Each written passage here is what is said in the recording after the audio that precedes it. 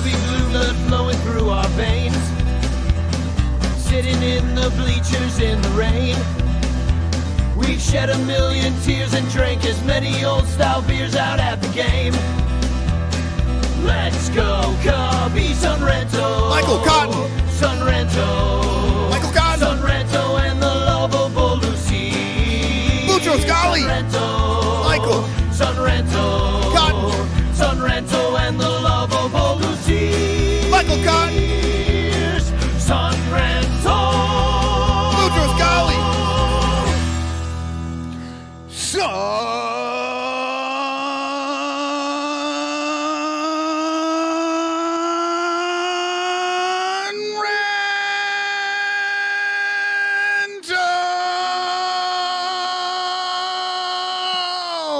Rising up, back on the street.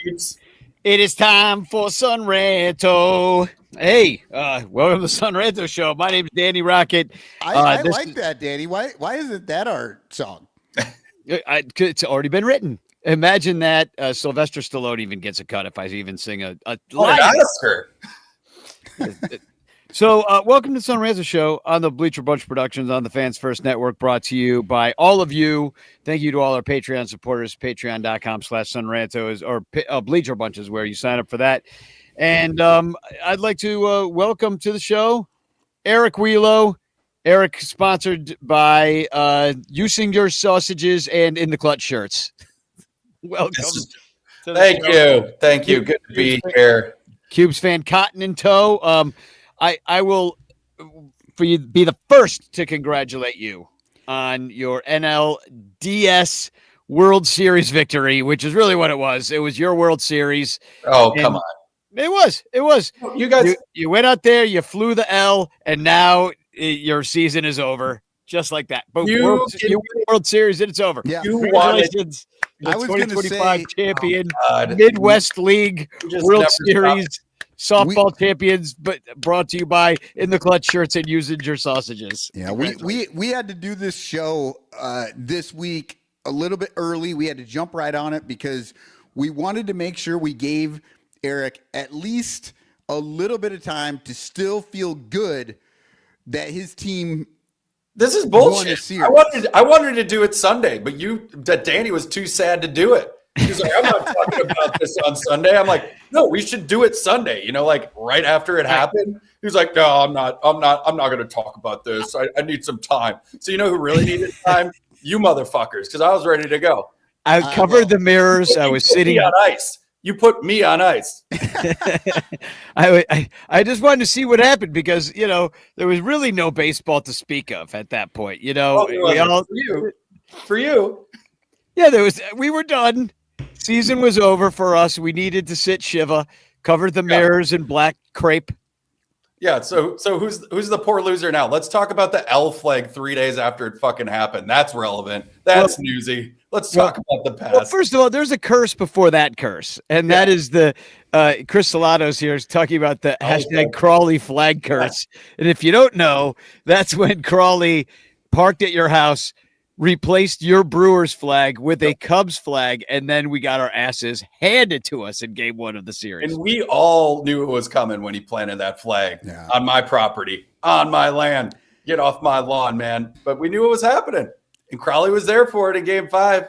Got to see him, got to hang out with him. He got to experience that loss, baby. The thing that really surprised me about that whole situation was that you already had a Brewers flag out there. I thought Crawley showed up and actually put a flagpole and just did the whole thing. I thought he had like a construction He's like crew with him. installing a flagpole. I would have appreciated that. No, he asked him to bring the garbage cans in, and then he did that, but I asked him how he got up there, and he said, "Oh, I stood on top of your garbage cans." I'm like, what is like a little bear just climbing up my house? Well, I mean, he is a little bear. He's a Cub fan, literally a infested bear just crawling up my house. He's lucky to get shot by one of my neighbors. Well, he took a chance, a hashtag chance, and you could put a hashtag chance in the chat. You could win a Frank Chance postcard sent to you by me with a message of love and Dune. Chris is here saying it. So is Dominic. Hi, guys. Thanks for being here. So yeah, do that now before it's too late and you lose. But we do have to talk about that game 5. Cubs, it was just more of the same, just anemic bats. We just did not hit well in this series. The bats disappeared. They were gone against the Padres, and we ran out of pitching at the end. Just like, maybe if one Seiya Suzuki ball gets hit a little bit harder and a little bit to the left or something like that, then we win. I don't know. Or if Ian Happ actually had more than warning track power. Yeah, like he was just crushing every ball to the warning track. And then sit there with a bat on his shoulder with a runner on second and third. Yeah, just looking. Yeah. Seiya was the only guy that actually did anything, and solo shots just aren't worth it. Like it's just not. Like I'd rather hit 3. Yeah, if you have 3 base hits, you're going to score 1 run, but 3 base hits will actually spark your team. A solo shot is just sort of like, I don't know. It's like a tack on, or it's like the difference between masturbation and actual sex. I mean, it does the job, but you'd much rather have the other. Well, I'm looking nice. Nice parallel you just drew there, Michael. Well, I'm putting up the Cubs stats for the postseason here. Michael Busch was our best hitter. This is being sorted by OPS with a 1.128 OPS. He had 4 home runs, and like you said, Michael Cotton, they were mostly solo shots because why they were mostly solo shots? They were Reese McGuire's. I like that. No, the reason that Michael Busch's home runs were solo shots is because he was hitting them as a leadoff from hitter. The leadoff position. The first fucking bat of the game. And you're showing he was the best offensive force we had. And yet, that cheesehead checkers playing motherfucker council got played by Pat Murphy.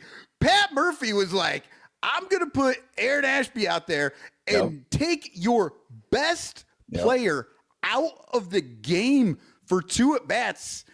Like, what the? Yeah. Like, and he just bought it. And then Michael Busch had come up. Ever. And then Michael Busch had come up and hit a single off a lefty. And you're like, what?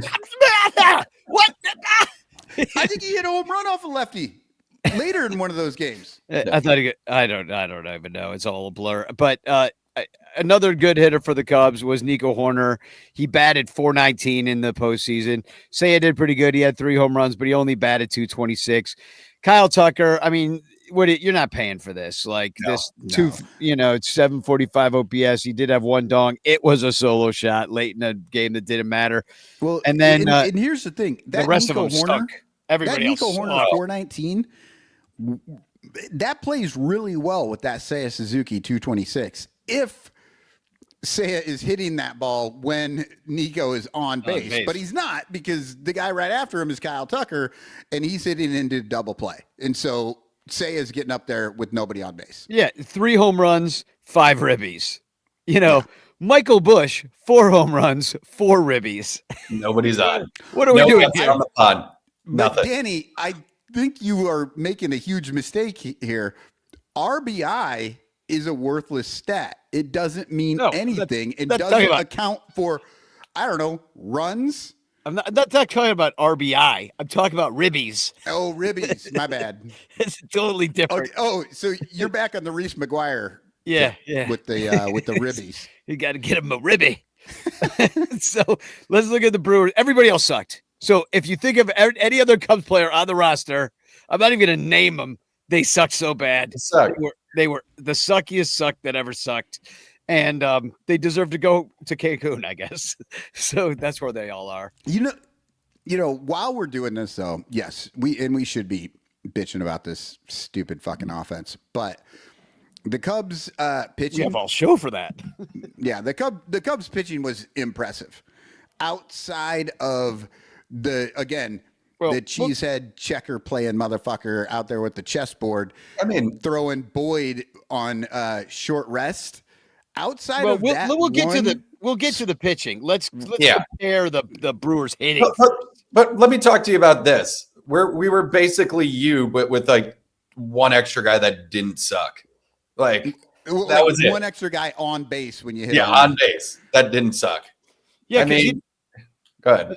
Outside of the first two games, you got shut out once. The offense was not really knocking the cover off the ball in that final game, but you hit it when you needed to, and then you pulled away. Was it 3-1 was the final? 3-1. Bryce Turang had a solo shot. Andrew Vaughn had a solo shot, and William Contreras had a solo shot. And Bryce did shit that whole series, but play defense. I mean, Andrew Vaughn, 190, but 4 RBIs, couple dongs. It's Jackson Churio was the star of the show in this series for us, especially early on. And Contreras was consistent, and he just did what he had to do and shows up. But I mean, the real question mark here is just Christian Yelich is the most unclutched guy ever for the Brewers, and just in the playoffs, it's just god awful. Yeah, no home runs and only batting, 192? Yikes. If you had any offense, you could have won this series. This outside of that first game, which was a blowout, right? Because didn't you have three-run homers or some shit? Yeah, that's when Boyd was on the. Yeah, but outside of that game, these games were very, very tight. Yeah. Yeah, and then I guess we'll talk about the pitching. We'll put the Brewers up first. Freddie Peralta, he took that one loss, but he's been pretty much the workhorse for you guys. He's pitched twice the amount of innings than any other pitcher you have. So 15.1 innings, and then the Miz, really impressive. Now, Eric, you did not want to see Jacob Mizorowski in that final game, and then he really did it. He did a number. He was the one guy I didn't want to see because I didn't trust him because he walks too many batters. And then in a game 5, it's like, okay, so here's what the Miz is doing to me. He's fucking cucking me. That's what he's doing right now. He like shit the bed in the last half of the season, right? And then he comes in, he's getting the confidence up. He goes those 4 innings. Has 2 great games against you guys. And now guess who's probably going to get the start in game 3 of this game? Jacob Mizorowski against the Dodgers. And this is what's going to happen. He's going to fuck it up. I'm telling you. I just don't trust the kid. Hey, I applaud him. It's great experience. That's forever going to be remembered for me when it comes to him and the future that he has with the Brewers is what he did in that game 5. But Jesus fucking Christ. I don't know enough about the Brewers to really be able to judge like whether he should actually start a game or not. But it seems like Pat Murphy has understood how to use him up to this point, like not starting, bringing him in like the 3rd inning and letting him get 3 to 4 innings seems like a good play. And if he goes away from that, I'm going to be kind of surprised, but I will have to say, well, they don't have any choice. I think that will be the strategy. We'll go with the opener, and then we'll go to Miz. But like a rookie at Dodger Stadium during the playoffs. I mean, those fans do show up late, but for playoff games, they're there a little early. Hostile environment. It's like, do you really want to put that pressure on the kid? He's good at home. Because whatever, it's not going to be any worse than it was at Wrigley for people who actually know who he is and hate him. Like, it's worse. Really don't care. It's worse. I mean, Dodger Stadium is. You might as well just be at San Quentin. Really, it's kind of how it feels. I think that's for the fans. I don't know that that's the same for. The players are somewhat protected. I would say more than the fans are a lot further away. And those fans are not going to be louder than they were at Wrigley or at Miller Park, right? The fans were loud for both. But look what happened to the Dodgers closer in that game 1, where he's just been nails throughout the playoffs. And then he gets that, he's on the road closing situation and he almost blew it. Like, you don't think the crowd affected that in any way for a young guy that's like been shaky all season? Yeah, like I saw that and I'm like, this could be the Miz. I'm saying that's not going to happen in LA. That stadium is not built that way. They're further away from I don't know. I think it's really hostile. I think it's one of the hardest places to play in baseball. I think the Brewers are fucked. I've been there. I don't know. I don't think so. I think it sucks for fans, and I think the fans are a long way away from the players on the field. It's so loud to that organ in your head, like the scoreboard trolls you. They got that thing pumping at like 25. It's so loud. It's an intimidating place to play. So if the Brewers are screwed. If they're just turning it up to 11, we'll that's get to one that thing. But the fans won't be the ones turning it up to 11. That's my. Anyways, no, they're not even going to be there till the third inning. No, they won't. But they won't be there till the 11th. Yeah. So I want to say this though. You were talking about Craig and the micromanaging and whatever. Like you guys had no arms, and I was sitting here watching this game, and it's like Colin Ray, and you just let him go and let him go and let him go. And Andrew Vaughn squared him up in his first round against him, and then on the second one, I'm just like, Vaughn's going to hit a home run. This is one too many. Vaughn's going to hit a home run, and he hit a home run. And then you go to Kittredge, and it's just like, how long are we going to roll with this guy? And I was just like, one batter too many for a guy that it's just, but you had no arms. We were one pitcher short at least to get you out of those two spots, because like, I don't know if you guys felt it with Ray against Vaughn, and then Kittredge, his home run was against Bryce Terang. It's like, I felt it both times. I'm like, you got to go to somebody here. Yeah. With the way, they just, and it's not that they didn't have anybody to go to. I think the pitching was nails. I mean, they were except for Shota. I think Shota had a really bad series. I think Shota, if Shota was any good as manager. Yeah, maybe, but he also sucked. So, he gave up 3 home runs in 6.2 innings. He was doing that at the end of the year. He ended up with an 8.10 ERA and a 1.5 WHIP. He had a crap series, but he kind of went into the series like crap. But if you have a Shota Imanaga that is coming into the series like nails, like it's parts we've seen him pitch when he's been a Cub, not really since he's been injured. But if he comes in like being his best Shota, I think we also have a better chance to win, because those 6.2 innings of his look a lot better, and they might even be. He might have pitched 12 innings. Yeah, yep. I will agree with you on that. I think that I just think that Craig Counsell put him in bad situations. What is he supposed to do? The opener was dumb. The opener thing was dumb, and then having Justin Turner standing over at first base when they never needed that, and for some reason, a man that can't throw more than 91 miles per hour is throwing everything inside to every hitter. Like, why are you doing that? Like, he did not use the entire plate. He wasn't using anything on the right side of that plate. And I don't know why, except for possibly the one thing that I could see that's different than every other time is the fucking 40-year-old leprechaun standing over there doing nothing. And I think that Craig Counsell put this fucking regardless of even shit player out there, and because of that, he told his pitcher, "Don't throw balls that they'll hit to the right side." They have to pitch him how they pitch him, But if you did, the fact of the matter is, got rid of Turner, other guys pitched over there. Yeah, but I think more of it is like their approach is their approach. But like the fact is, if you're not going to put your best lineup out there, like you don't even have to go as far as you're going with like, oh, he pitched him this way, he pitched it that way. You could just say like Justin Turner should not start or be in the fields. No, period. End of story. Turner should not even be on this team. We're going to talk about that later. It's to take a 10th inning at bat and maybe hit a dog. Like that's the only reason. Matt stares him. Put him in. I don't even want him taking it at bat unless it's the only time though that you could fathom that it would make sense. The only time I want to see Justin Turner in the game is right after PCA pimps a fucking home run and pisses everybody off. Then you put Turner in to take the pitch into his back. Like if you know that pitcher's going to bean somebody, that's Justin Turner's spot. And he's your future manager. He's your next David Ross. That's why he's here. He's that manager on the bench. They said that a million times. So you're having a coach on the team, guys. Lead us down to 4th place. Yeah. Oh my God. I'm sorry. Yeah. Oh, Bill Sugas is here. Hashtag chancing. David Elliott's hashtag chance.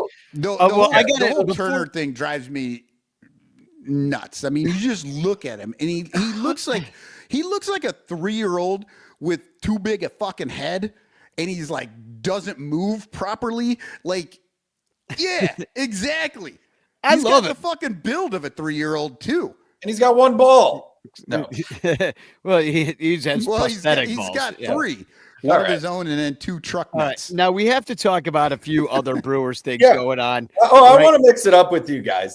This bullshit. We're talking about this beforehand. You're sick of this. Okay, we can start. Yeah, we're going to talk about it right now. All right, let's do this. Is this what you're bringing up? No, I was going to bring up something else, but you want to bring up something else first? Okay. No. Let's go with the L. All right. Here. So you fly the L, and it's not even the right L. Our L is blue, just so you know. What's amazing is that they totally thought they had it nailed too. They're like, it's a white flag with the blue W, so we're gonna do the L. They took it from a fan. A fan had it. It's not like the Brewers had this in their clubhouse and they had this all planned out. It was other fans thing. If they had thought it out, they would have flew the W, and that would have been a way better look than this. Well, also you have your own M that you could easily just turn upside down and mock our flying of the W by turning your M upside down. Yeah, well, I know that's impossible to come up with, during a spell of gout and significant amount of Genesee cream ale at the end of a night. It was, usurp your W, spoil the war. Yeah, how much this just like got everybody riled up. It's insane to me. It's like this is such a bad look, blah blah blah, and it's just like, oh, from our side, it's like you guys just have hurt feelings. No, it's not. No, we literally know that you just cursed yourself. We have been around this for so long.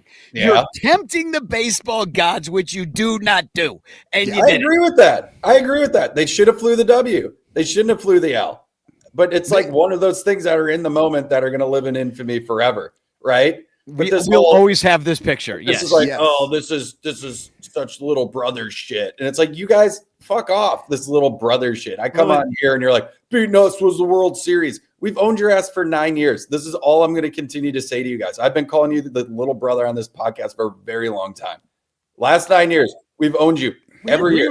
We agree every year. So like this little brother thing, and it's just like, I mean, for some Brewers fans, that probably was their World Series, but those are Brewers fans that I don't want to be associated with. Those are Brewers fans that are okay with settling. Those are Brewers fans that are okay getting swept by the fucking Dodgers in this series because we beat the Cubs, and it was a payroll team. It's the Brewers fans that go, this is David and Goliath against the Dodgers, even though we had the best record in baseball. I'm not already crying. I see. I know, and I don't support those Brewers fans and anybody of the ranters out there. I'm not one of those fans. I want a World Series from this team. I'm sick of being a good enough game. Beating the Cubs was just the first step of it. And the L for me, it's just like, okay, that's a good moment. Was it a good look? No. So it's at least you understand that it's not a good look. And that was my thing. It's not a good look. If we fly the W, then it's an homage and it's ha, and we're not getting this response. That's the way I feel about it. My thing is, in fact, even Cub fans are like, respect. They brought our W out. That's like the spoil the war. Yeah.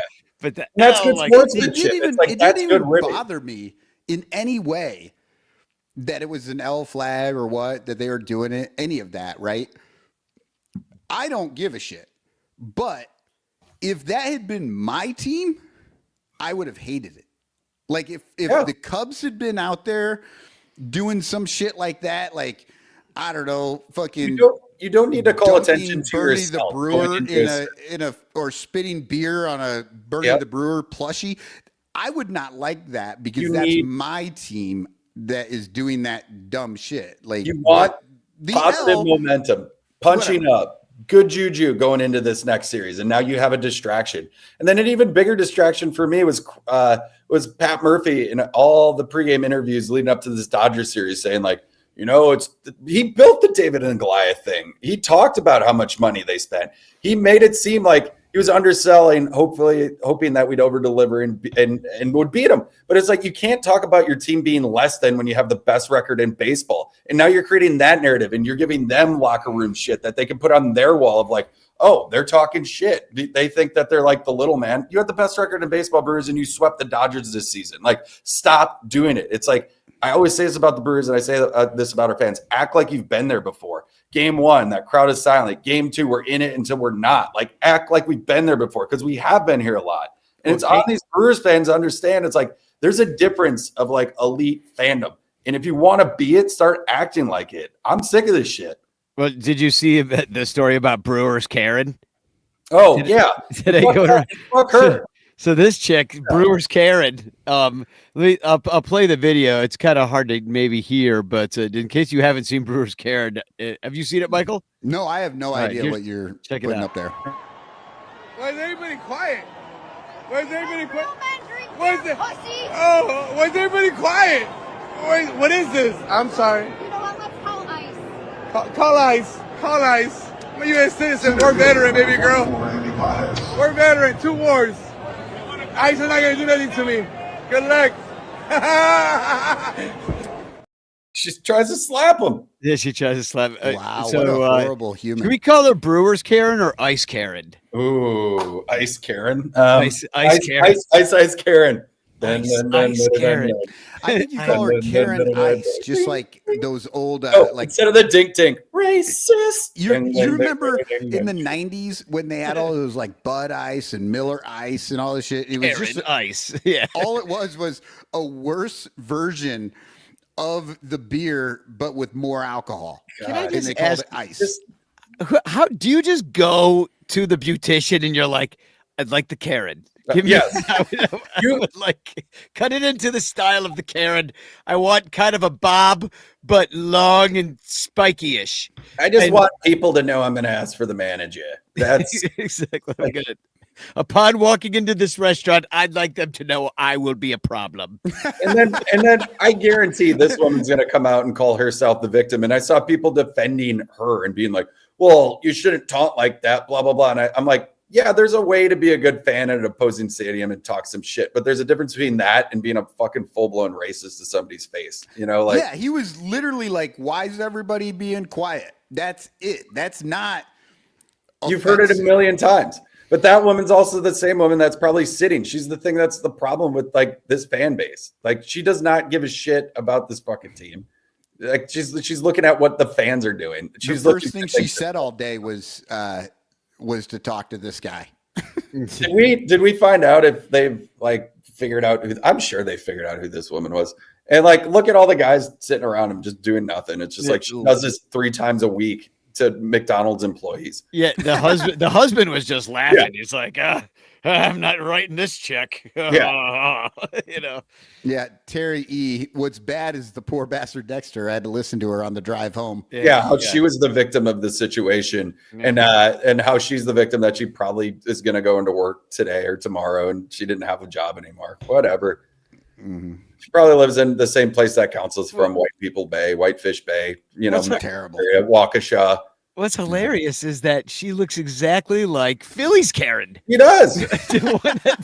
Because they have, they really could be separated at birth. They have different glasses frames, and that's it. The more bird-like you are, I think the more unbearable you are. And that's why Craig Council's unbearable. It's just bird-like people you just can't trust. And you know they're going to fuck things up. Like bird-like. Ah! So, I mean, it's a rough time for people like us who got to deal with people like them. It's just because we're dealing with that. We're dealing with fly out. We're dealing with Pat Murphy's big fucking little brother syndrome comments. And then we're going into this Dodgers. A lot of distraction. We didn't need any of it. And then we have Christian Yelich with a bad back. And I wish they'd just sit him because you see him run up the line and it's just not there. He's hurt. And then what we're going to hear at the end of the series? Well, he played through a lot of blame. Okay, well then drop him in the lineup. Don't bat him third or fucking put him on take him out and bring up freaking Reese Hoskins who can actually do something. Yeah. So, Wheelo, you said you wanted to bring something up. Did we already hit it, or was there actually something else that you wanted to talk about here? I kind of touched on it and, my diatribe of bullshit, but it was, the one thing was Danny pissing me off saying that this was their World Series. I was like, yeah, for the like bottom level Brewers fans, it was. For me, and me, this wasn't, because you know how I felt about our ownership of the Cubs over the last 9 seasons. The thing with and the team's really good. Yeah. The thing with Cotton, I should say, was what we were talking about before this, and how you're hating your fan base for being like, this was a good season for us. We didn't expect a lot, and we brought them to 5 games. Yeah. Yeah, it's there are what fuck, I always forget this because it's something that's not even a part of my brain. But a spiritual victory or a moral victory? Moral victory. Moral victories don't fucking exist. You either lose or you win. Yeah. That's it. You want a moral? Play better if you want to win. Shut the fuck up when you lose. Like, that's the moral if you want a moral fucking victory. And for Cub fans, we had Jed Hoyer. Exist. I mean, a lot of this is coming from straight up above because we're all supposed to feel good about it because Jed Hoyer feels good about it. He's fine with 92 wins. He's like, well, the Brewers just had a lot more wins, so we came in, he's like, and then he blamed the fact that we had to play the wild card series, the fact that we weren't ready to come out swinging against you guys. And I'm like, well, guess what? If you win the division, then you're not going to have these problems. But he's like, well, we're just going to have to win it with 93, I guess, then next year. Like make some bigger splashes to like strengthen that bullpen, or maybe add a bat and not doing shit. The trade deadline, and then you're going to blame it on we didn't make the wild card because your team's just burnt out because that's what you do. Here's or the issue: play the actual fucking good players on your team, and not fucking. Raul Iglesias. I don't know who the fuck that is, but that could have been a guy on our bench that played third base 4 games this year. We don't know. We got Justin Turner out there fucking taking games. Like, we got fucking assholes out there who aren't good players, and they're taking the spot of our good players. And at the end of the year, we lose to the Brewers by 5 games. And I'll tell you right now, it is not because the Brewers went on 2 amazing runs. Went on 1 amazing run and played like fucking 500 well. Yeah. But they beat us by 5 games. And how much you want to bet those 5 games got lost in the fucking front office and Craig Counsell fucking around with his bullshit lineups. And this is the thing that I wanted to get to after, like, Eric, what you were talking about with Pat Murphy saying, oh, well, they have more money and they do this and they do that. They're setting this shit up the same way Counsell sets his stuff up. They're making decisions that if they lose, they can say, well, that's what the numbers told us, right? Like, I put Justin Turner into the fucking second game of that series, not because he's better than Michael Busch, but because the numbers tell us that Michael Busch can't hit a lefty, which, by the way, is wrong. They build an 88-win team, which could win 93 or it could win 83. Yep. And that is it. That is what they do. And year after year, they will build that team over and over and again. That's and they expect the players to do something special when the management is sitting there going, you know what?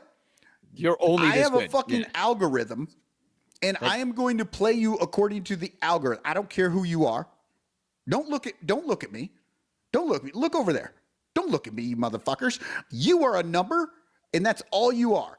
And you will fucking play like the number that I want you to fucking play like, and get the fuck out of here. Now, this is all funny. They care about. I want to ask you, Elo. Now, there's some drunk guy in the stupid shuttle back who is really saying some bullshit, but he did say one thing that I kind of perked my ears, which was, fuck Craig Counsell. Pat Murphy's a gut guy. He goes with his gut, not like Counsell. Do you agree with Drunk Man's assessment right before he? I 100% with Drunk Guy's assessment. And it kind of goes into what I was just going to say is like, and what Danny just said is like, they could be an 83-win team or a 93-win team, but that team isn't winning a World Series. You took our manager to beat the Brewers, paid him $8 million a year to win that division and beat the Brewers, and you didn't. An 83 team and a 95-win team, it's like Cubs fans want to win World Series. Your ownership in that front office is going to be A-okay with just being the Brewers year over year over year over year with just a higher payroll. And that is fucking sad. And for Cubs fans to say this is a moral victory, fuck you. And getting Craig Counsell, who started in the front office with fucking Stearns, who's at the Mets, who's one of the best analytic guys, and he turned that franchise around. They stole him from us. And you know what Craig Counsell's great at? Following direction from the front office. And he will follow those numbers, and he won't play with his gut, and you've seen him, it's like when he trusts his gut, there's uncertainty to it. A guy that goes into press conferences and says, every other word is not confident in his gut and how he feels and what he has to say because he's protecting his ass and he's protecting that front office more than he's going with his gut and protecting those players. And that's just the honest truth. And Pat, team first guy, goes for it, does shit on a whim. Freddie Peralta went to him last night and said, give me another inning. He gave him another fucking inning. You know what? He gave up a run, but he went with his dog and he gave him another inning. Yeah, I don't know. Pat Murphy was still playing some of those numbers games. He maybe doesn't do it to the extent that they all do, but they still. It's like at the end of the day, but he's on that bench and he's going, I'm going to go with Peralta for an extra inning, even though they know that I should pull him, and it fucking backfired on him. You know, and sometimes those analytics work. Putting that starter up front so that Mizorowski does well. Like there's things you go by, right? But there's games like game 3 against you guys, and we have fucking Kittredge in there. We're like, why? Or not Kittredge. I can't remember his name. This on the Brewers? Yeah, the Patrick. No, the center fielder. Like we started like 2 guys that just had no reason to be in there. Oh yeah, Lockridge. Sorry. Lockridge. Yeah, he wasn't even on this last team, right? No. Yeah, and it's it's one of these things. It's like we're not putting Jake Bowers in, who's like our best hitter, to what? Keep Yelich in?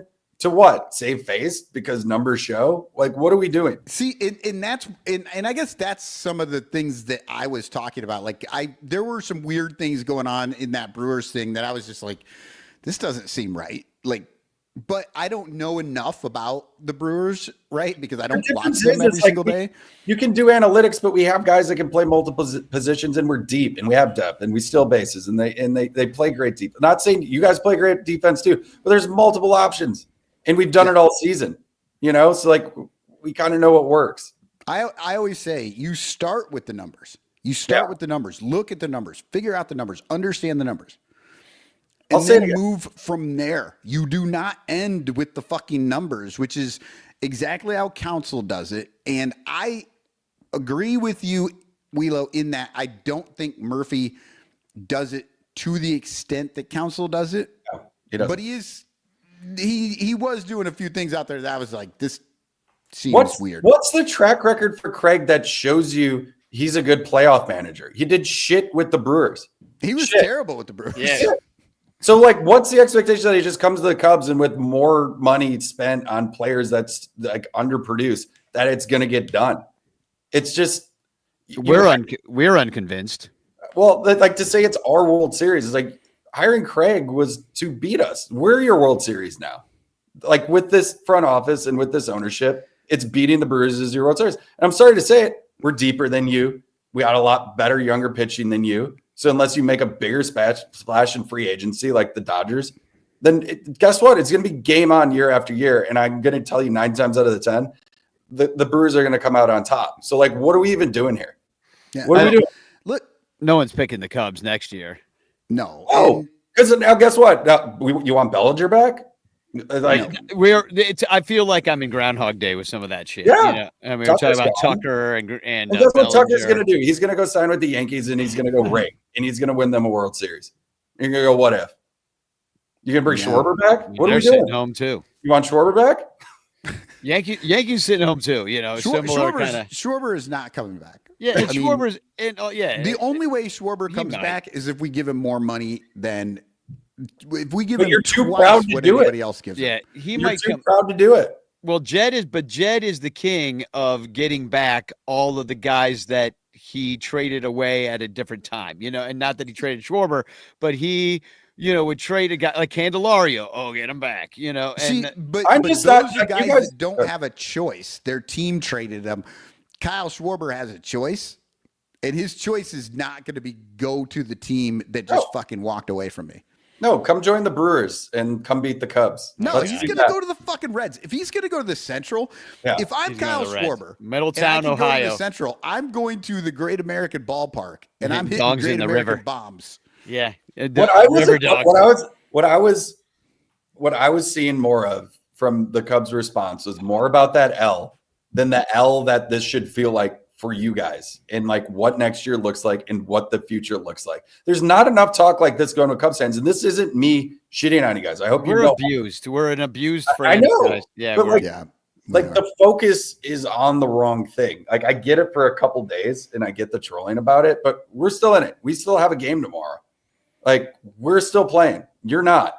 Like that's what it is. Well, we haven't been playing for a couple weeks, to be fair. You see these games? Oh my God. They really. Well, let's can we wrap it up? We've got all these assholes out here, trying to make themselves feel better. Like, and part of the way that they make themselves feel better is to try and make themselves feel like, oh, well, we're still better than the Brewers because at least we didn't fly a fucking L flag. That's the ego every time. And then just live with 2016 over and over and over again. And guess what you become? Hey, it works for the Chicago Bears. It's going to work for us. 40 fucking years we're doing this. What do you have? What do you have? What are you holding on to right now? Nothing. I'm glad it's off season, to be honest. Yeah. In fact, let's take it to commercial because I've got to go relive my Bud Selig experience offline. Oh my God, Cotton! So you're gonna go take a shit? Is that what you said? Yeah, I gotta live my Bud Selig experience. But I forgot. Yes, we have a Sun Ranto silhouette. Who's that? Cubby, right there. Oh, this is clearly an old baseball card. Player played in the outfield. So if you have an idea of who this is, put it in the chat, and we will reveal this after the break. So, Eric, you going to stick around? Or you going to take off? Because we're not going to talk about your stupid Brewers anymore. Oh, what are you going to talk about? We had Jed Hoyer why the Cubs couldn't catch the Brewers. Yeah, we're going to talk about that. But also, I know Michael's got a whole thing about Justin Turner and Ian Happ. Some riveting stats from Michael. And then I'm just going to give you some dates for shit we're coming up. Coming up. So, but that's why I wanted you to give you an opportunity to plug something. Oh, all right. So I'm still in Milwaukee. We're still here. We're still doing it. I'll have a show at Oak Brewery in West Allis on Sunday. Show starts at 7. Come check that out. Season 3 of Glory Days with Johnny Manziel through Almost Friday Media. That should be launching October 30th. Besides that, when are you going to sell these people the Sun Ranto show? We will make you the third host. We will put you in there. You just need to fucking tell them that we're here. We're here. We're here. We'll get Johnny on. We'll try our best. So go to West Allis, watch Eric be funny, and listen to the Johnny Manziel Glory Days pod. I'll say this: hanging out with the Ranters for that Game 5 was great. We had an amazing time. Sarah Sanchez, shout out to her. She gave me the scorecard from the game. That was we got to have a picture of that. Yeah, that was so sweet of her. Above and beyond, I did not expect that, and that's something you keep forever and you cherish forever. So it was awesome of her. The World Series scorecard. Don't ruin the sweet moment Sarah had with your bullshit. Hey, there you go. Okay, I want to know what you bought. Like, what was the drink that she got for the PCA bet? Oh, like a margarita, or you know what? Honestly, I said I get her one at the game, but it was so busy I didn't get her one. So I still owe Sarah a drink.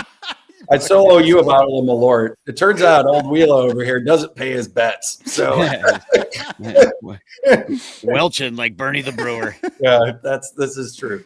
But great season with you guys. Hopefully, I don't know. We'll see you soon. We'll do more shows, and you should come Cubs caroling. I'll write songs especially about the Brewers for you. You know, and Eric, we always do appreciate having you on the show as well, because you cannot make pearls without some friction, some aggravation in that gut, and you, my friend, are that, and that makes the Ranters the pearls they are. No, I love to hear it.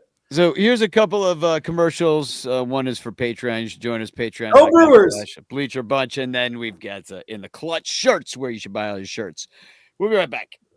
The Bleacher Bunch brings you great shows like Sun Ranto, Cubs PS Plus, Bricks Behind the Ivy, Cup of Cubby Blue, and Baseball Rabbit Hole. But you could be getting so much more when you subscribe to our Patreon page for as little as $1 a month at patreon.com/bleacherbunch. Get access to our exclusive daily show Cubs Pod, where we recap every single game. Plus, be the first to hear Cubs music, get early access to events, and receive an invitation to join our Discord Cubs community, where fans just like you show up every day to rant and rave about our beloved boys in blue. Most importantly, 10% of your Patreon pledge will go directly to help the Lost Boys Youth Baseball program. So join us. There are perks at every level, like the Renter Calendar, absolutely free, and name recognition for you or your business. We are independent Cubs podcasters, and we need your support. Otherwise, we'll quit. Seriously, we'll all quit. Some of us might even die from your lack of support. In fact, the cutest little puppy you've ever seen will die if you don't support the Bleacher Bunch at patreon.com/bleacherbunch. We promise to spend all the Patreon money on tickets and beer and all the dog crap we have to buy just to keep our podcast rolling. So give us your money and we'll waste it far better than you will. Patreon.com/bleacherbunch. Free trials are available, but don't do a free trial. Just join, okay? Okay. Patreon.com/bleacherbunch. In the clutch, in the clutch. Buy t-shirts from In the Clutch.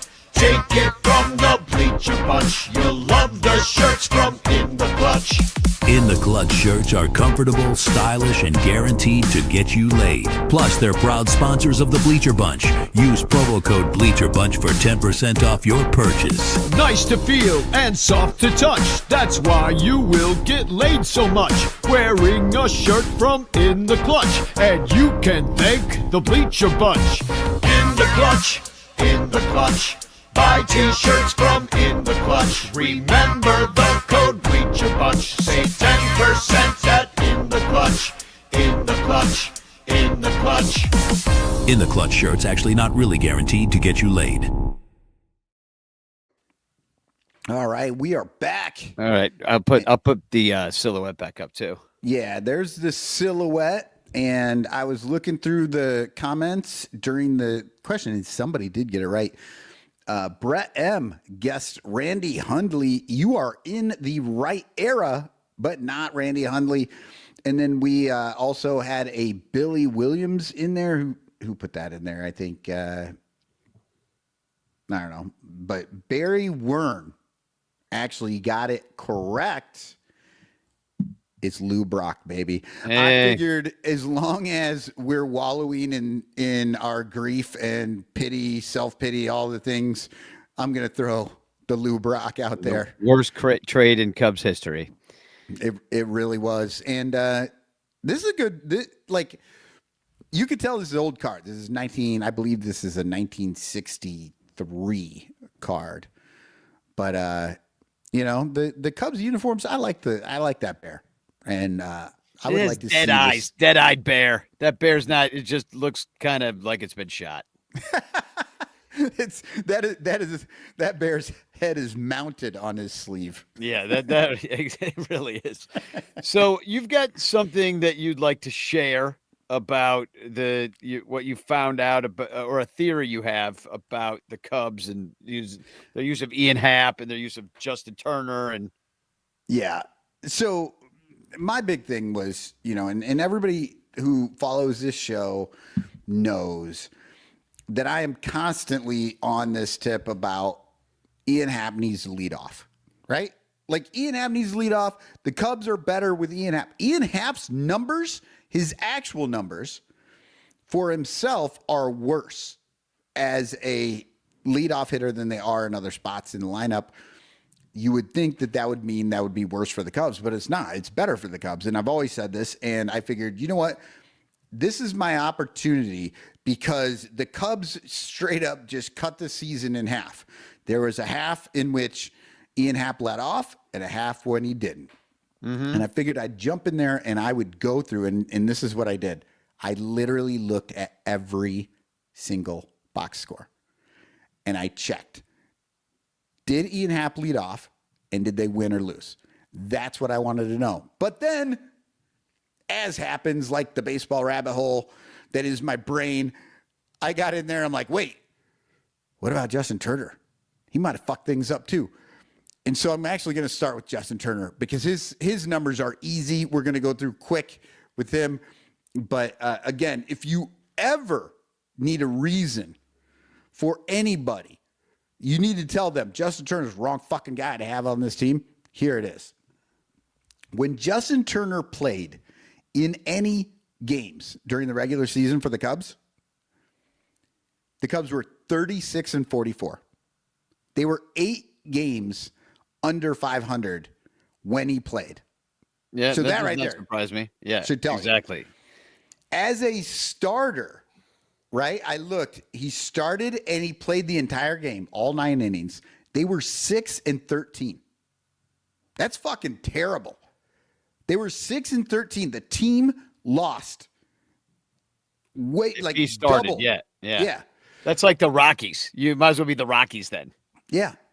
Now, if he was a starter and then he got replaced, right? Because they did that a lot where they'd put him in against a lefty, and then when they brought a righty in, then they'd bring Micah Bush in. They were actually 14-11, right? So that they actually had a winning record when they removed him from a game. They did better. We're giving us a chance to win by taking you out. Yeah. And so then that made me think, okay, then what happened when they replaced a player? So when they put Justin Turner in late in a game, the Cubs were 16-20. They were 14. This is fucking terrible. I thought leprechauns were supposed to be lucky. Oh my God. They're only lucky when they are figments of your imagination. Oh, wow. If you try to make them real, the only lucky thing you can get is to possibly not see truck nuts. That's it. Yeah, and you're definitely seeing truck nuts with Justin Turner. No, he was fucking terrible throughout the year. He is not a good player. The Cubs were worse with him.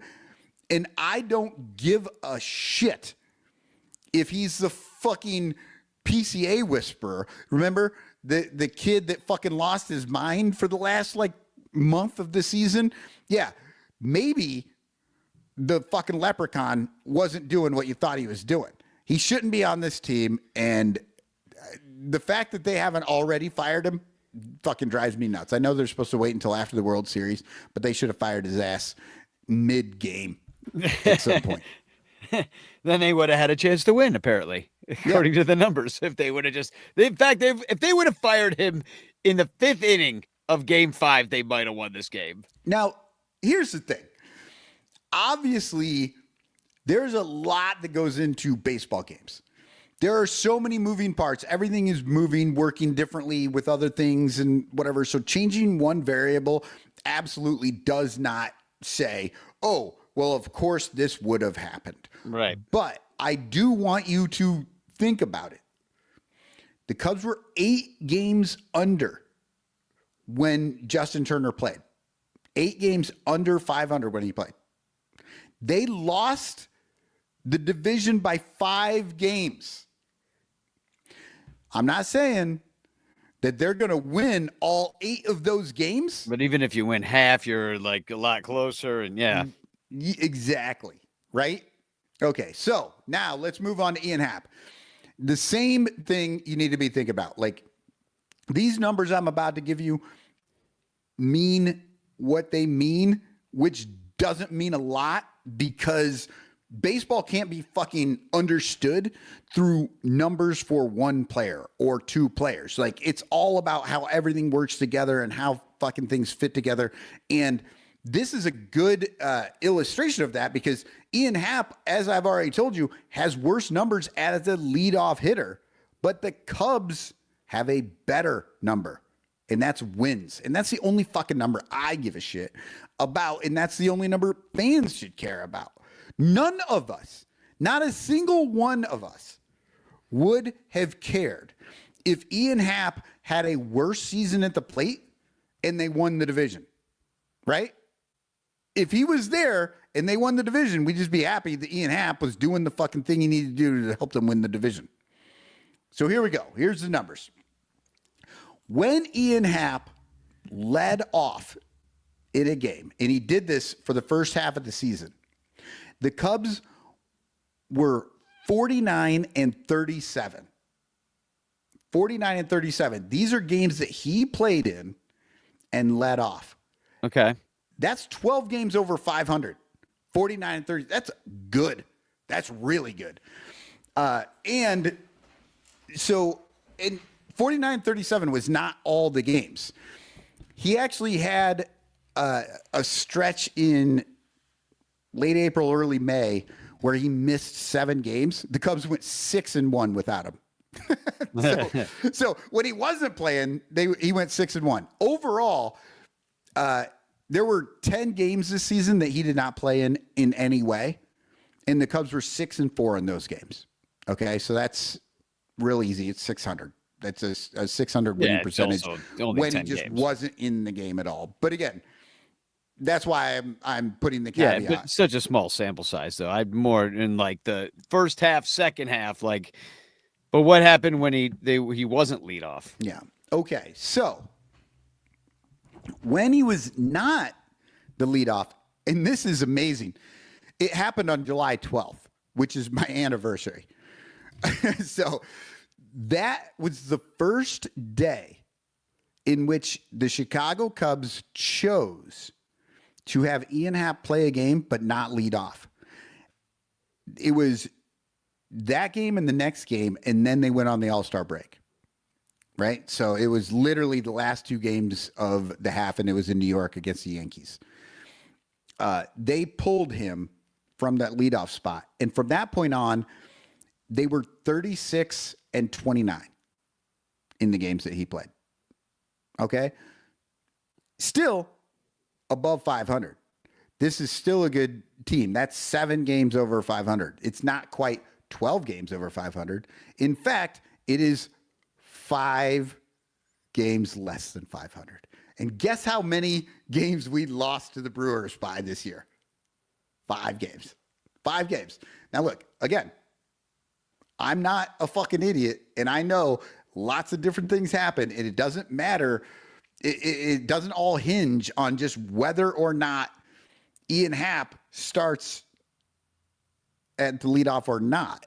But it is very interesting that they were 5 games better when he was the leadoff hitter.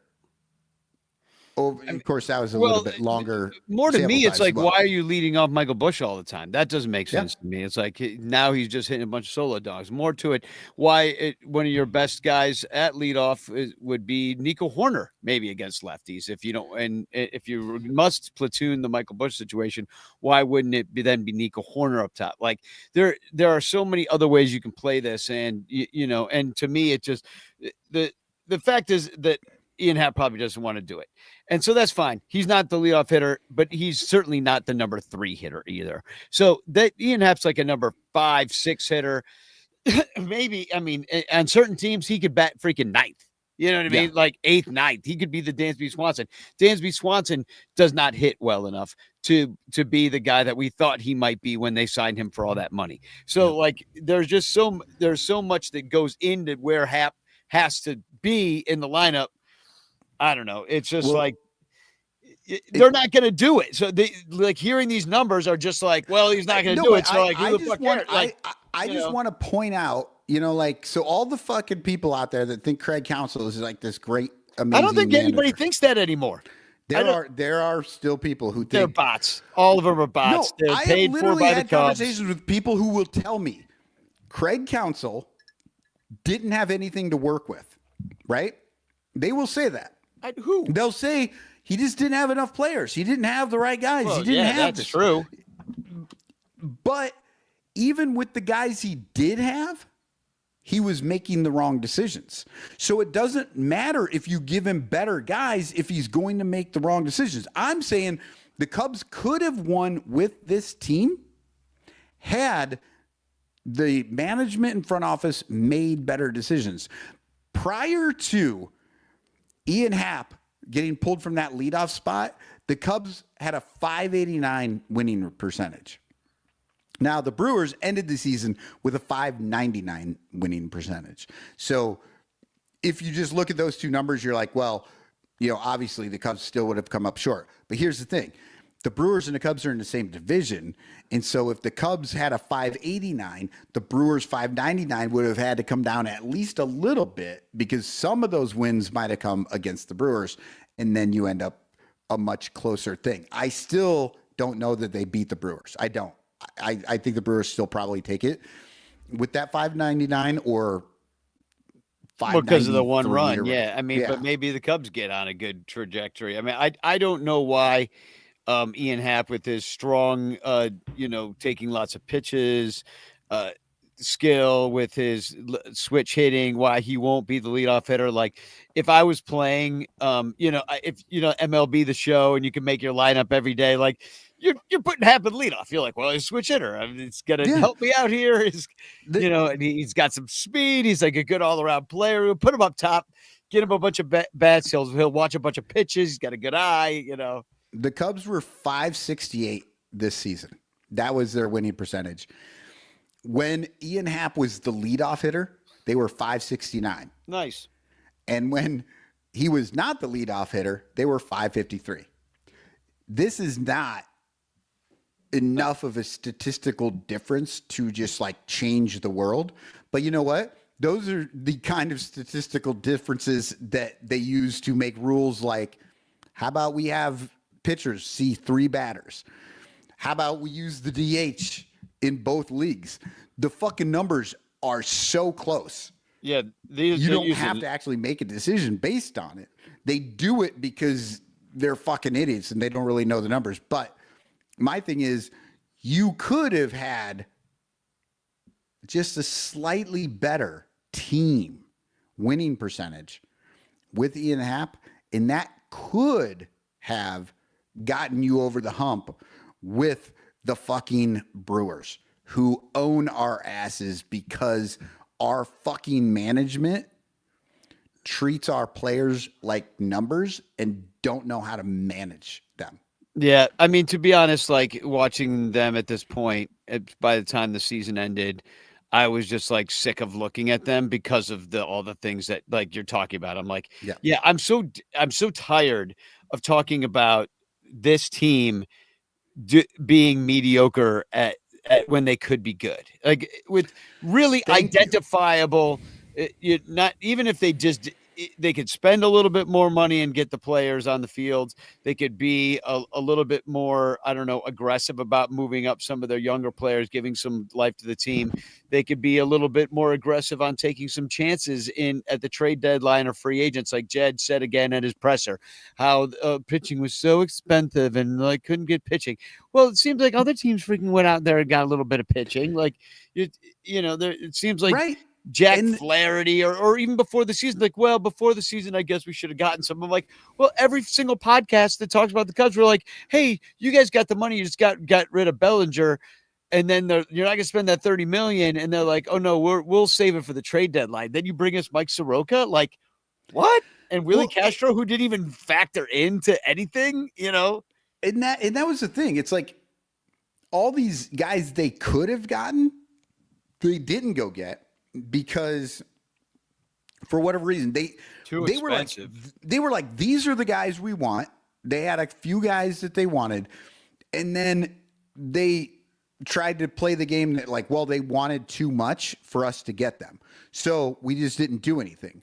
Well, you could have gone out and got some of the other pitchers that moved for less, but they weren't in on those, I guess. I don't know. It was just too late. And they had guys at the time. And, and even when they, like you say, they didn't even put Assad on this team. Now, maybe he's hurt. Maybe something's going on. Assad didn't pitch a lot this year because of injuries. So who knows what's going on with Assad. So I'm not going to necessarily second guess that all the way. But like, you're telling me you couldn't have used Javier Assad in this 5-game series against the Brewers to give you a few innings in the middle of all this garbage? It's like, no, we're going to use the same guys every day. And they did well, for the most part. Our guys did pretty good, except for Shota.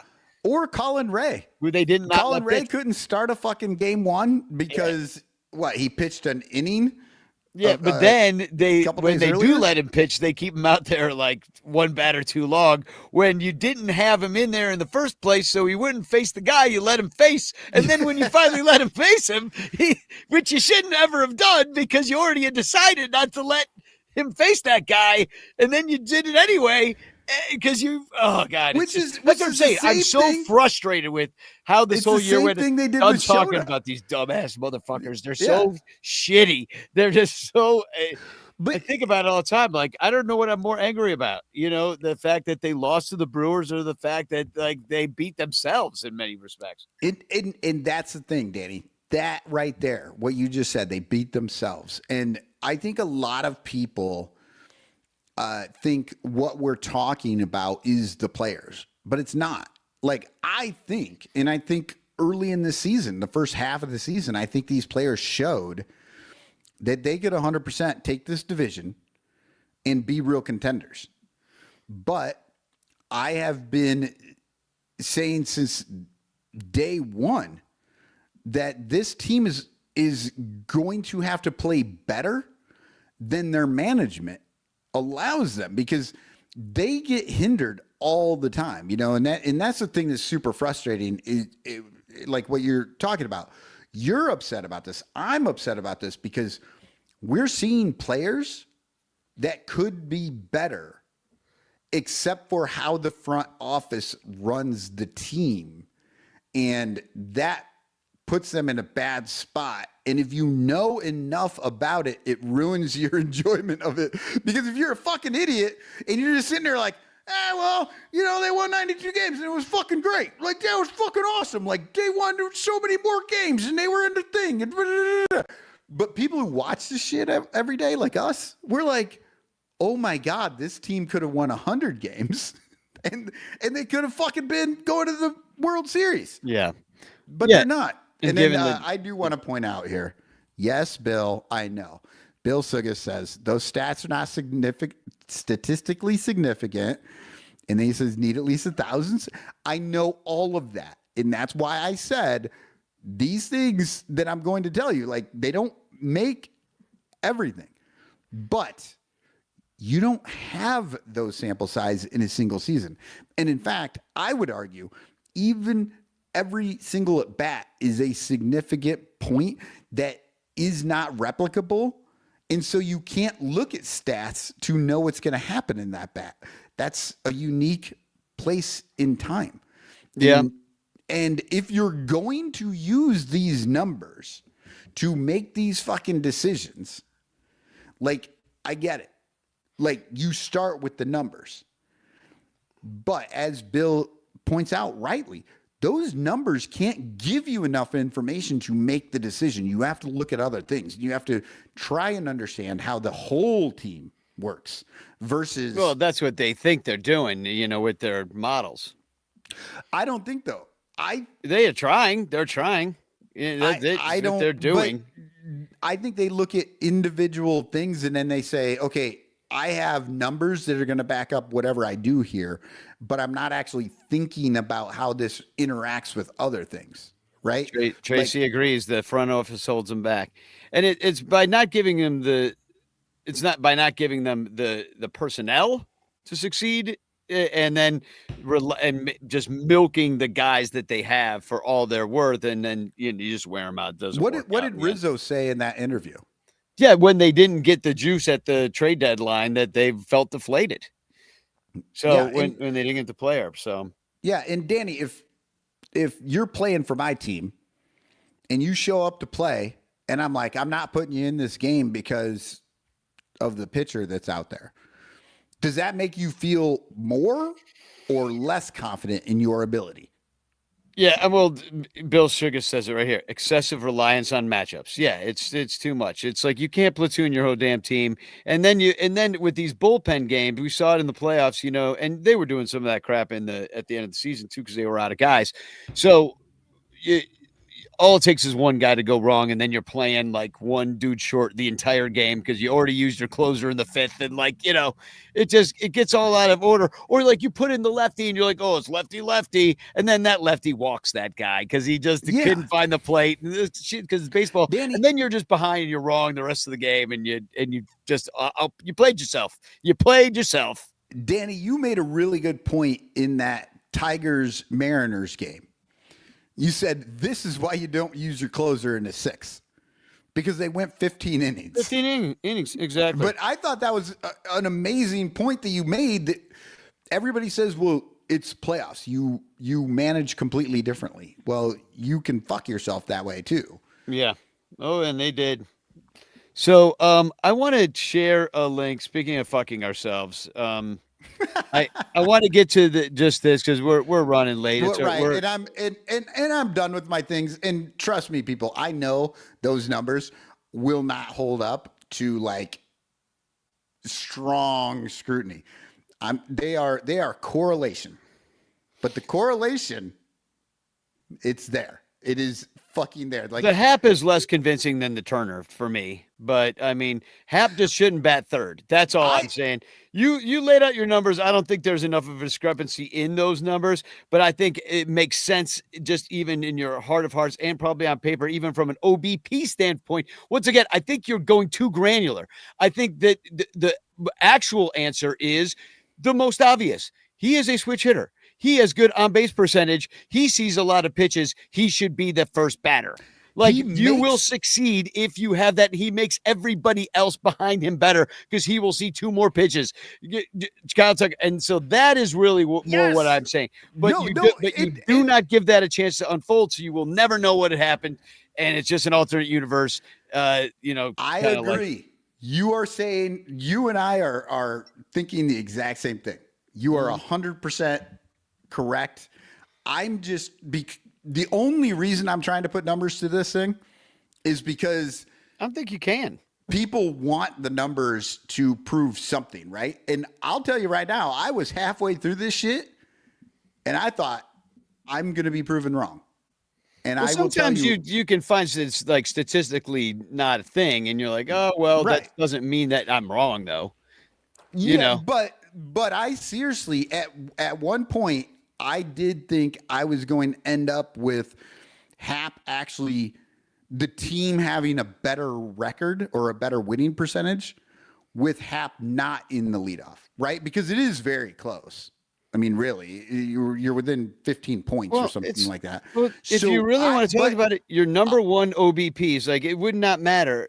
OBP used to be the main thing. OBP and speed. That's what you want up top. See a lot of pitches. Your number one is actually Kyle Tucker. Yeah.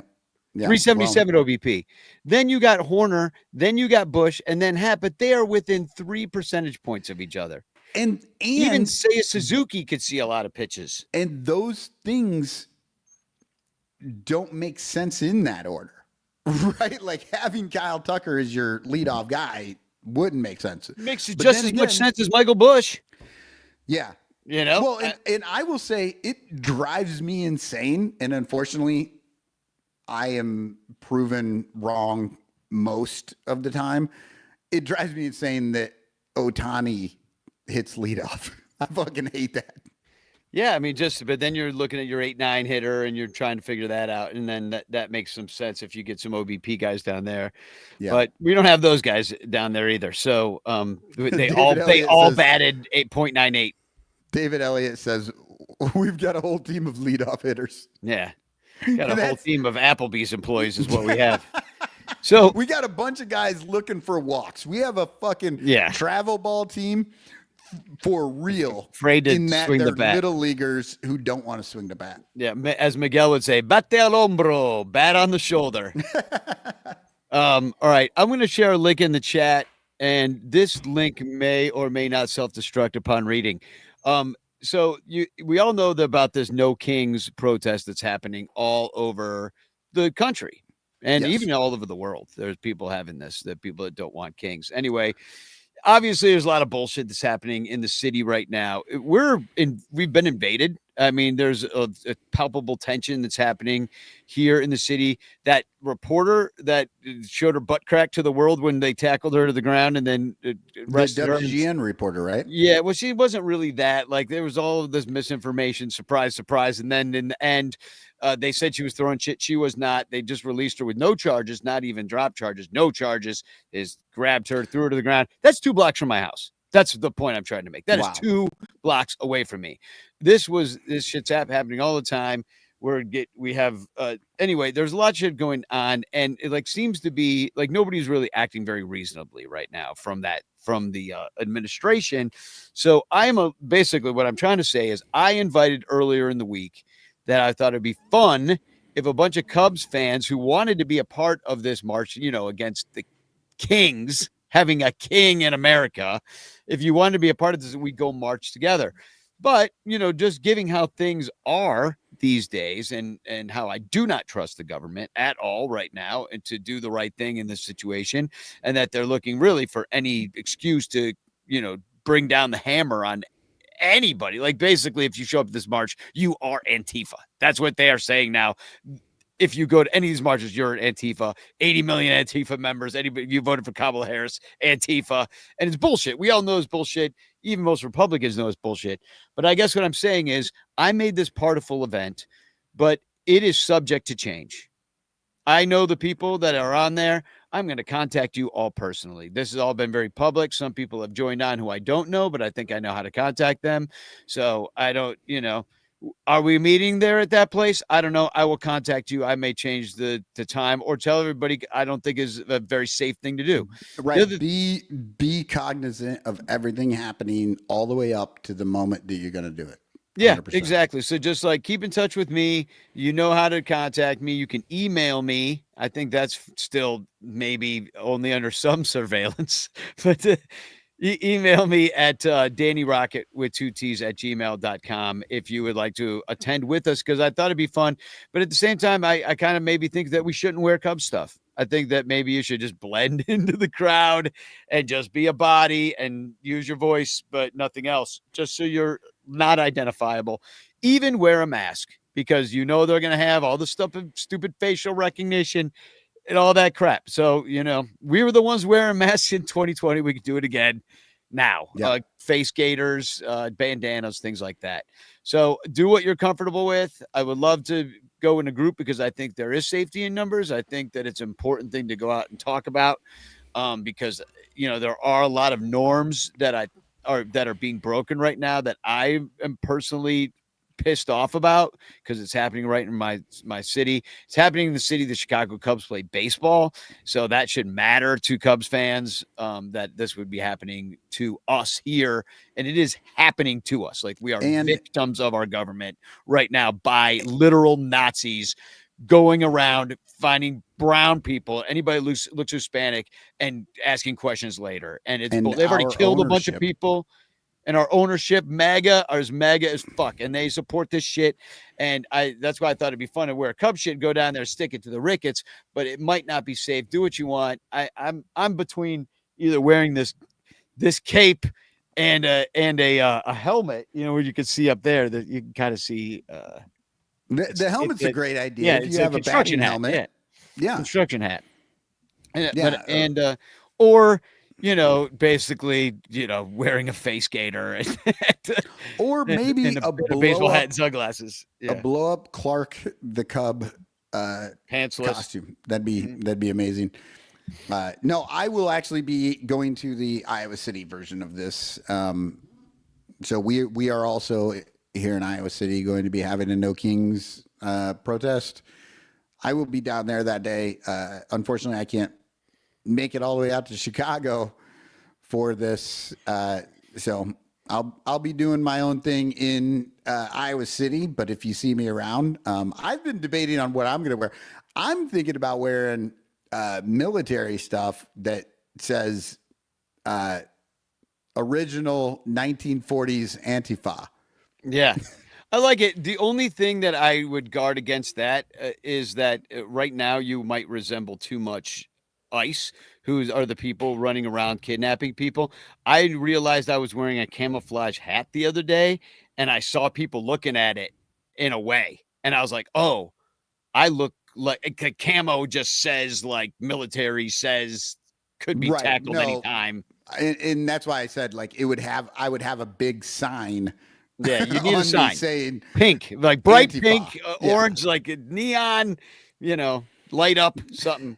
Because if people don't get it, like literally, my grandfather fought in World War II. Yeah, they fought Nazis. He fought Nazis. He fought against the fascists, and that's where we're at. And I'm a veteran, and part of me being in the military was that we were against this bullshit. And just because I'm not in the military now doesn't mean that shit's changed. Like, I'm still going to honor my family and my country by fighting against this bullshit however I can, Yeah. And the hard part is for all of us who are sitting here, how do we fight against it? And one way is to show up together and make a noise, let people know that you're not cool with this, be a part. You are not one person in a million. You are part of that million. You don't get to that million unless you're there. And so show up so that you make all of that bigger, because 20 people show up, needs to get nobody bigger, gives a shit. and then the next one that we should do next week, in fact, should be even bigger than that. And the problem that I have with these marches, and I don't want to get totally into it, is that there's not necessarily clearly defined goals of what happens from the march. Right. It's just being like, hey, we don't like this, fuck you. It's like, and that's fine. I think that's important. But at some point, you look at the Montgomery bus boycott, you look at the Gandhi Salt March, you look at actual civil these aren't even civil disobedience. These are boycotts, where you're like, well, I'm going to walk instead of taking your stupid bus that you're racist on, so there's things we could do. I think, general strikes, there's not shopping. You're just stopping shopping. Don't buy shit you don't need, period. End of story. There's things that can help do. I mean, I certainly don't give the Cubs any money. I try to take money from them as much as I possibly can. I flush the toilet when I'm in the bathroom, but there's things that we have to do to kind of disrupt things right now because they're just not stopping. They don't seem like they're on a reasonable trajectory right now. It doesn't seem like a reasonable trajectory. So we have to just kind of like, whoa, Nelly. And I love what they're doing in Portland with the giant inflatable outfits. I think that's the right way to do it. You got to make these people look foolish because they're way over militarized. They have way too many weapons to go up against a man in a blow up dinosaur costume. And everybody can see that on its face, how stupid it looks. And, they took away Robbie Road Steamer today.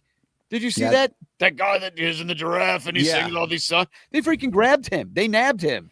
ICE came over the line that they said he had to be behind. He was behind it, and they grabbed him. So these people are unreasonable. They are Nazis. And all over everything, and hopefully that will spark some. Like, you just have to be out there, hoping it's going to spark something. And I will tell you something about those inflatable costumes. If they are firing non-lethal rounds at you, inflatable costumes will not stop that, but it will help. Yeah, and a little bit. Anything that helps is good. And if your face is behind a mask, pepper spray and tear gas, it will help.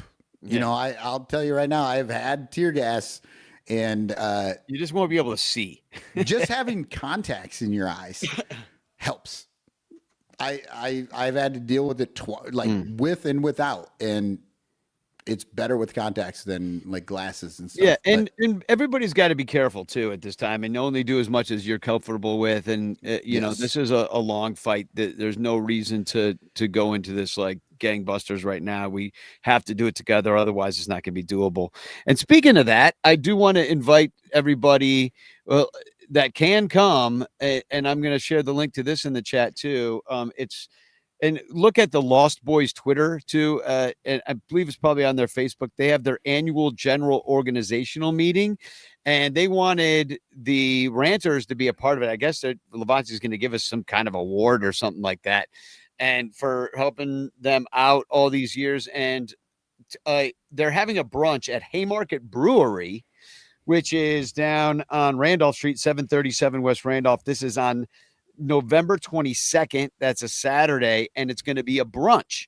So it's like a champagne brunch, and it's $50 a person. And you get brunch and champagne out of the deal. So a pretty good deal. And they're raising money for Lost Boys at the same time. And we're getting an award. So I told Levante, I'm like, you know, I could speak for 2 tables, which is 10 people total. So I'm hoping that I'll put tickets for sale soon. Anybody that's a ranter, I could probably get more tables, but anybody that's a ranter that would like to attend this and like be a part of us winning this award, because it's all of our award, I would love to have you guys all there. And, you know, this is just, you know, this makes me feel good that we're doing this with Levante when, you know, you got other people doing horrible shit to us. Then you have like these good people in this city trying to make life better. So, you know, got to support the Levantes of the world. And that's what we're going to do on the 22nd. If we are all not in Antifa jail. Yeah. Well, we're going to be there. And then the other thing is, and I'd just like to see everybody and hang out. It would be awesome. And so I told Levante 2 tables. So let's make that happen. I'll put tickets for sale. I'll publicize this as much as I can. Cubs caroling, December 20th. That is a Saturday, December 20th. It is the shortest day of the year, pretty much. It's 20th or 21st. The 20th or the 21st is usually the solstice. Yeah. So that's what's that's when we're gonna do it, December 20th. So get your ideas ready for a lot of fodder. It's been a frustrating year. Like we got to do a Travel Ball Boys song. You know, Here in my comes house, Travel Ball. Here comes Travel Ball. Yeah, in my house, we do a solstice party every year where we invite our neighbors and we invite people over, and we eat and drink and, you know, hang out. And I have a fire, and in the fire we write down things that we don't like from the year before, right?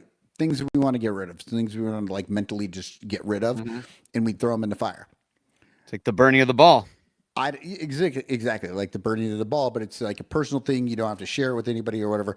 So I don't know that we can do that with like a fire, but you know, maybe somebody brings a lighter and we stand by the curb or something. But I think that would be kind of like fun to do. Is we're getting together, and I think adding fire to anywhere near Mai Tai guy is usually a pretty bad idea. You know, he is flammable. Yes, he is. So just I will make an event for that, and so basically, and then if you count Cubs Con, there's pretty much something every month. There's No Kings. We can hang out on Saturday if we do it. Then there's the Lost Boys right before Thanksgiving, and then Cubs caroling right around Christmas, and then there's Cubs Con, and then we're in spring training. Because when you're a ranter, there's no off season. No. In fact, we just rant more. Yeah. We have never stopped. How many years have you been doing this now, Danny? 13? I think I'm on 12 or 11 or 13. I think. Yeah, 2012 was the first one. We're well over a decade now, and there's no off season. We just keep doing this. We just keep doing it. We just keep going. And you probably will take a few shows off, though. I think in this off season, we'll take a few shows off in the fucking time. But that's another thing which we haven't talked about. But start getting your Christmas carols ready. Yeah, because we will have our special Christmas show where we show your awesome videos of you singing amazing songs. And don't worry, people, I will have at least one song, and you will more than likely not be able to do worse than what I do. Well, do you know who's submitting a song this year? Obama went on Mark Maron And after Donald Jr. comes Barron. We don't want a king. Brewers don't get a ring because of an L flag and Karen.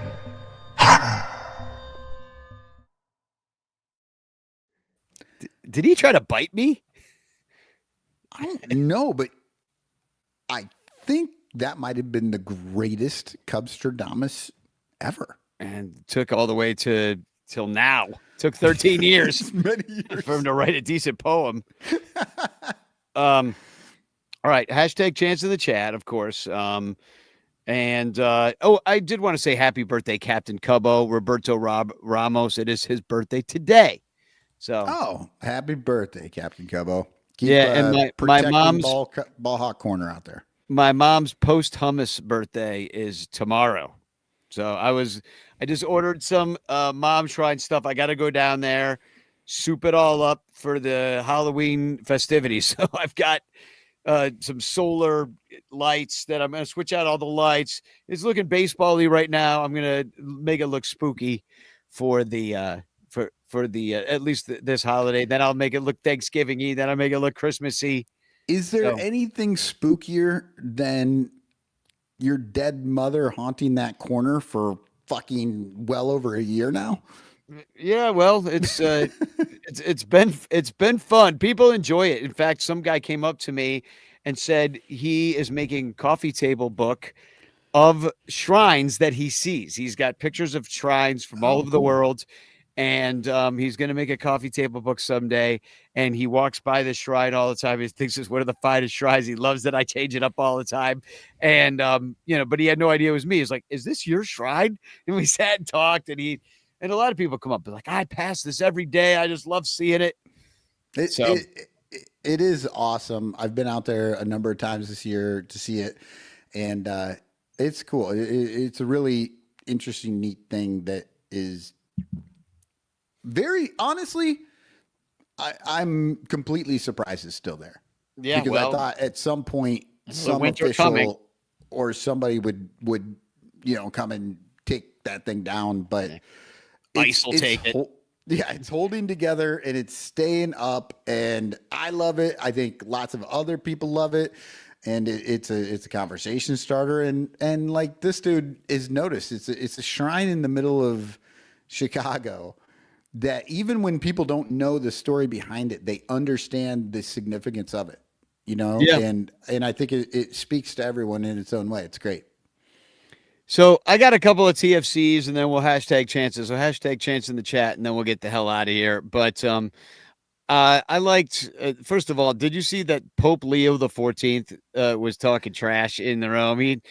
Someone in the crowd said, "Go Cubs," and Pope Leo the 14th said, "Han perdido," they lost. Which I love it. I 100% love it. Look, when you're a fan, you're a fucking fan. And that's how you know you're a fan, when you're the goddamn Pope and you're in the middle of thousands of people and somebody says, "Go Cubs." He's like, "Fuck you, Cubs lost." Like the Cubs, yeah. And he's the Pope. He's the leader of 2 billion Catholics. Does not give a fuck. He's like, fuck the Cubs. Yes, I'm a Cubs fan, but I would have, let's face it, I don't have any respect for a fucking Pope anyway, but I have more respect for him because he's willing to, as a person, to just do that. Yeah. So then I did enjoy this. This isn't really a TFC, but I did enjoy the fact that, Sam Bernero, she had an article written about her in the Sun-Times. She's out there taking pictures, doing the Lord's work, taking the selfies of these candid pictures of these players coming in and out of the ballpark. And she took a picture of Cade Horton arriving postseason at Wrigley, and he had a crock pot with him. And he said, "Going home, I got a bunch more." Oh, no, she was going home, not him. But anyway, Cade Horton brings his own crock pot to Wrigley. And Evan Altman said, "The crock pot is cracking me up." I'm like, what? That is pretty funny. Bring your own crock pot. It really is funny. And it does make me want to know. This is the shit that I want to know. I could give a fuck about Cade Horton's ribs or how he pitched or the things he feels about the game. I want to know about the crock pot. I want to know what he's cooking. Yeah. If I was in like one of those scrums where all the reporters are asking questions, I'd be like, "Why did you bring the crock pot?"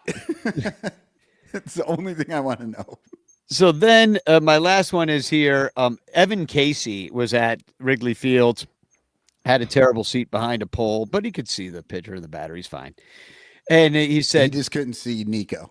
He said, just paid $14.39 for a 12-ounce coffee at Wrigley Field. I have never hated the Cubs more. And Born on Third retweeted and said, so you saw the price, said to yourself, I'm going to buy this so I can take a picture of my drink, dork, and post it on the internet and complain about it. Why? People are dumb, ridiculously dumb attention whores. People are fucking dumb attention whores. Oh, God. Mean, social media. I would never pay $14.39. You could buy a nice pound of coffee for $14.39. I won't buy a fucking beer for $14.39 anymore. Like, I'm done with that bullshit. I do not buy beer at Wrigley, so I'm damn sure not buying a fucking coffee for that much. Yeah. And Danny, that coffee tastes like shit. Oh, it's terrible. Well, I was thinking that I'm like, if the one thing that I wish that they did have at Wrigley was a good coffee stand where there'd be pre-made drinks, but I think iced coffee would go great. Iced coffee, they don't have it. Well, that's one of many things that Wrigley needs doesn't have, yeah. Because they don't have hardly any good food or drink options at all. Like it's really bad. I mean, I guess I shouldn't only blame this on the Ricketts because it's been like this forever, but when you have a bunch of conservatives who don't fucking like think outside of any boxes, like they aren't thinking about like, oh, it would be cool to offer coffee to people who don't drink, or offer sodas to people who don't drink. Like they just, how much money can we take from these people? That's the only thing in their minds. Yeah, but a $14.39 for a coffee does seem pretty extreme. That is really extreme. I mean, I paid like $6 at the Paris airport and been like, ugh. Yeah, but $14.39, like, oh my God. All right. Well, hashtag chance in the chat, last chance to get in the chance, and then we'll end this sucker and we'll be back at some other point in this off season. Guy Serious says for $14.39, maybe the coffee sucked. Good coffee would be $25. Yeah, that's true. Yeah, you want the premium? All right. Someone's gonna win this sucker. All right, somebody's gonna win something here. David Elliott. Hey, David. It's been a little while since David's won one of these. Yeah, it's been a mo. Yeah, congratulations. So thanks to all our Patreon subscribers, especially Blake Beard, Rogue Wave Creative, and of course all the other shows on the Bleacher Bunch, Mike Waller's PS Plus, Bricks Behind the Ivy, and Cubs Baseball Pod, Rabbit Baseball Hole, Rabbit Cup Hole. of Cubby Blue. Yeah. And we also got Matt Kammer. His art is on my shoulder and all over our walls. And he sponsors this show. So does I've got that. And then slide it up there. Oh, look. Ernie. Oh, above it all. Good. He made it. He's in. Yeah. So anyway, thanks for being a part of it all. I don't know which song to play. I didn't really think about it before I came. How about let's do some little Basket Man. Why not? The basketball, it's maybe, you know what? Next show, let's talk about, let's come up with like the top 10 moments of 2025. Top 10 moments, top 3 or something. Yeah, but maybe it has to be 3. Yeah, otherwise it'll be a Dawn Strand marathon show. Basket Man is one of the top, it's definitely one of the top moments of the year. By far the funniest thing that happened, that's for sure. Yes. So, all right, well, Spagog, y'all. Spagog! He gets the early bleacher line, sits in the first row, out and left, and he will almost die right by Bleacher Jeff.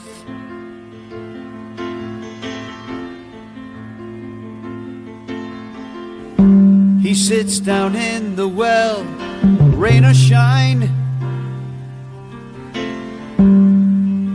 He comes to every game, but a ball's gonna fly tonight.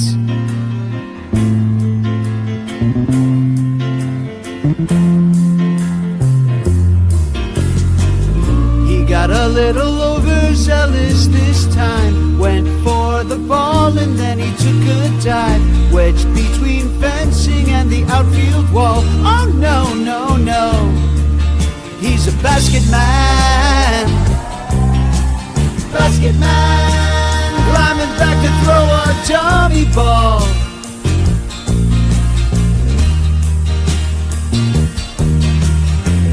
Now he's just as infamous as my Thai guy who stole a basketball and made kids cry. I bet obvious will make him a shirt. Oh no, no, no, he's a basket man. Basket man, climbing back to throw a dummy ball. And he's climbing back to throw a dummy ball. And he's climbing back to throw a dummy ball. And he's climbing back to throw a dummy ball. And he's climbing back to throw a dummy ball.